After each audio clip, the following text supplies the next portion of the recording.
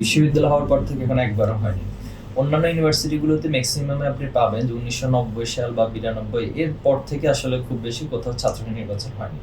তো না হওয়ার পিছনে আমাদের কাছে যেটা কারণটা মনে হয়েছে যে যখন যে সরকার দল যারা ক্ষমতায় ছিল তারা তাদের লেজুর ভিত্তিক যে ছাত্র সংগঠন তাদেরকে কাজে লাগানোর চেষ্টা করেছে। তাদেরকে ক্ষমতায় টিকিয়ে রাখার জন্য অথবা এক ধরনের লাঠিয়াল বাহিনী হিসেবে ব্যবহার করেছে।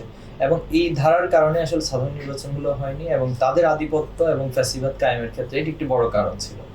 ৫ই আগস্টের পর এখন যেহেতু পরিবেশটা খুবই স্বাভাবিক এবং যে কোনো সময়ের চেয়ে আপনি ক্যাম্পাসগুলোতে হলগুলোতে যখন যাবেন সেখানে শিক্ষার্থীরা মুক্ত পরিবেশে তাদের স্বাভাবিক কার্যক্রম পরিচালনা করছে। কেউ তাদের উপর সে আগের মতো আধিপত্যের কোনো ধরনের কার্যক্রম পরিচালনা করছে না। তো আমি মনে করি এই সময়টা হচ্ছে সবচেয়ে ভালো একটি মোক্ষম সময় ছাত্র সংসদ নির্বাচনের জন্য।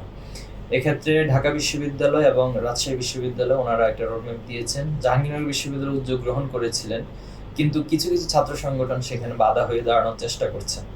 এখন দেখুন, কেউ যদি মনে করে যে আমার জনসমর্থন নেই বা হচ্ছে আমি জয়ী হওয়াটা একটু কষ্টসাধ্য, তো সেখানে আমি যদি নির্বাচনকে বাধাগ্রস্ত করি, এটা তো কোনো গণতান্ত্রিক মনোভাব হতে পারে না। তো আমরা তাদেরকেও বলবো যে ৫ই আগস্টের যে স্পিরিট, জুলাই আগস্টের স্পিরিটটাকে লালন করে আপনারা ছাত্র বান্ধব হওয়ার চেষ্টা করুন, ছাত্রদের সাথে মেশার চেষ্টা করুন, ছাত্রদের মনোযোগ আকর্ষণ করে তাদের জনসমর্থন আদায়ের চেষ্টা করুন।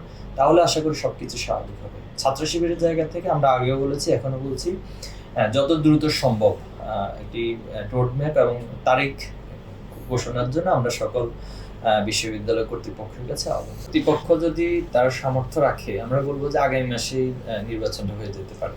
তবে ওনারা যদি প্রস্তুতির জন্য মনে করেন যে আরো ১ মাস, ২ মাস, ৩ মাস প্রয়োজন, সেটা অবশ্যই নিতে পারেন। তবে এর চেয়ে বেশি সময়টা আমি মনে করি না যে বিশ্ববিদ্যালয়ের ছাত্র সংসদ নির্বাচনের জন্য প্রয়োজন।